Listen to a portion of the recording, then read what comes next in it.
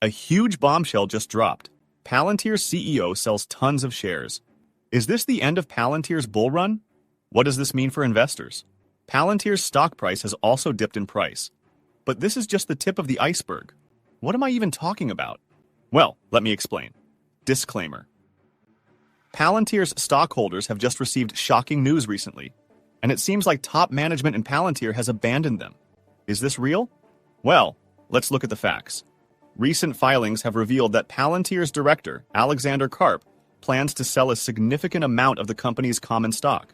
According to the disclosure, Karp intends to offload over 575,000 shares. This number of shares would be valued at almost $19 million. That's such a huge number to offload. But that's not all. This move comes after he has already reduced his holdings by nearly 400,000 shares in just a few days, totaling to almost $13 million. The news of Karp's planned sale has understandably caused concern among Palantir stockholders. For many, such a large sell-off by an insider raises questions about the company's future prospects and has led to uncertainty and worry within the investor community. So, why did this happen? These transactions took place on August 20th, 21st, and 22, involving the sale of Class A common stock at various prices. After the sales, Karp still holds over 6 million shares in the company. The sales were conducted under Karp's rule trading plan, which is designed to allow insiders to sell shares at predetermined times, helping them avoid any allegations of trading based on non-public information. The timing of these sales is connected to the conversion of Class B to Class A common stock, a move that was necessary to meet tax obligations related to stock vesting. Basically, this sale was predetermined and is most likely not caused by any bad news. For investors, this sequence of transactions provides a glimpse into Karp's financial planning and strategy.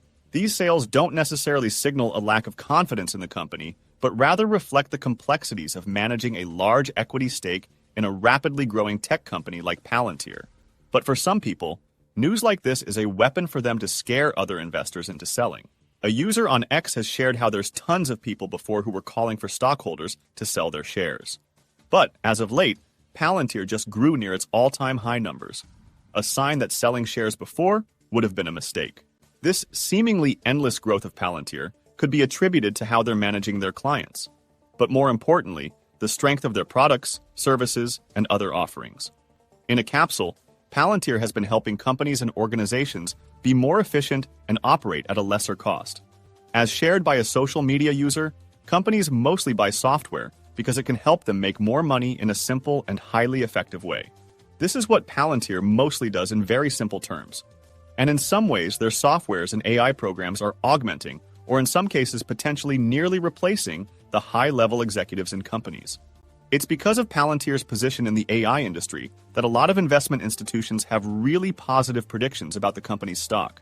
In fact, one of the largest investment firms in the US, Northland Capital, has initiated coverage on Palantir with a market perform rating, highlighting the company's strong position in the enterprise AI market. Market perform as a rating basically means that the analyst outlook for a stock is either positive or in the middle, which also translates to them saying to hold on to the stock investors have. According to Northland analyst Michael Lattimore, Palantir's AI operating system, powered by their ontology software, is a key factor driving this positive rating. The ontology system acts as a digital twin for businesses, helping them not only generate insights, but also make more informed decisions at scale. This positive outlook from Northland, with a price target of $35, signals confidence in Palantir's ability to grow and deliver value to its stockholders. Such optimism from analysts bodes well for the company's future, suggesting that Palantir is well positioned to capitalize on the growing demand for AI solutions across industries. On top of all this, Palantir has also shocked the tech world with another news. One of their latest additions to their top management is a high-caliber individual that can help them further push their influence in the defense sector.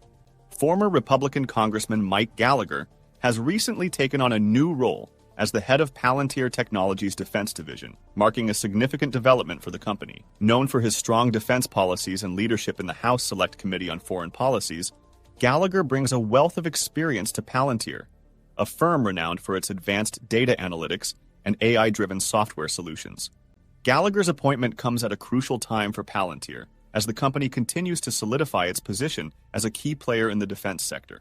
His deep understanding of national security, particularly concerning advancements of other countries that could hurt the safety of the U.S., positions him well to lead Palantir's defense initiatives.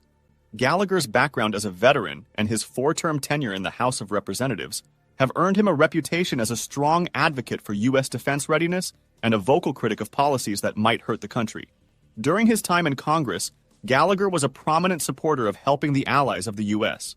His strong stance on these issues, combined with his opposition to certain domestic policies, often set him apart from other politicians. Notably, he was a key figure in the push to ban some social media apps that could potentially harm the U.S. Gallagher's transition from Congress to Palantir signifies a continuation of his commitment to national security, albeit from the private sector.